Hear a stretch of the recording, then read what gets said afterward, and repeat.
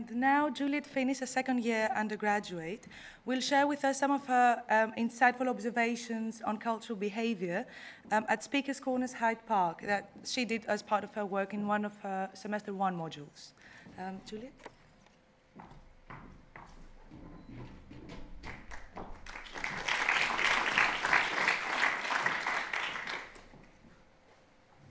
Okay. For one of my modules, I chose to study Speakers Corner, Hyde Park, London. And for those of you who haven't been to Speakers Corner, it's a really good experience and I really recommend going. It's a lot of fun. And what Speakers Corner is every Sunday morning you get speakers getting up on their soapbox or their stepladder, getting up and talking about the topic they really care about. And then you get listeners coming and listening or talking back, and the debate is going.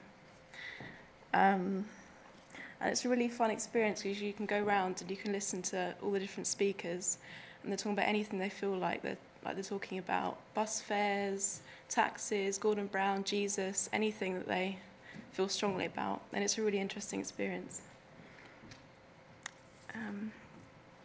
But what I went there to do is to document how speakers were moving in the space, so how they're orientating their bodies in the space, and how they were interacting non-verbally as well. That's what I went there to find out.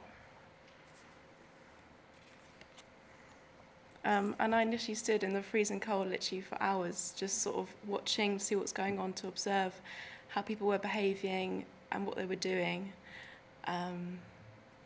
And it initially seemed like quite a chaotic place where people were shouting at each other, they were pointing at each other, they were debating, and people were coming and going a lot, like to and from different speakers, so it's quite a chaotic thing. But then after being there for a while and making notes for a while, I realised that there is actually subtle patterns as to how people were using the space and moving in the space. And this is what I found. This is a bird's eye view diagram that I've constructed from observation. And the big coloured blob at the top is the speaker, and then the rest of the blobs are the listeners that orientate themselves around the speaker. And I've divided it into 3 different spheres.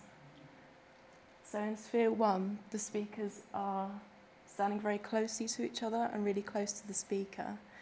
And in this sphere, listeners are using a lot of eye contact and pointing and talking with the speaker. And in sphere 2, the listeners are a bit more distance from the speaker and a bit more distance from each other. And they're just people sort of standing with their arms crossed like this, or arms in their pockets, just listening, but not actually debating with the speaker. And the speakers in sphere 3 are people that kind of just come and go. So there'll be people like, they'll be jogging along and then they'll stop and stretch their hamstrings and they'll pop their heads over and just see what's going on. They might carry on. Or there'll be listeners who are just kind of walking their dog and they'll stop for a minute and they'll look over and listen for a bit and then carry on their trip, on their walking trip. What else are we going to see? And in the next photograph, actually the next one, this kind of shows you a bit more clearly about what's going on. So you've got the guy in the white t-shirt is kind of in sphere 3. He's walking along and he might just stop, pop his head over and then carry on.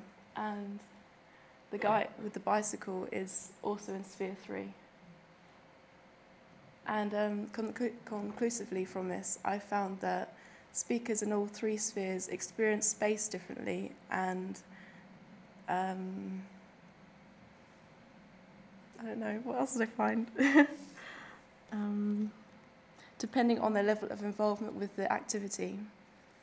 And that's it.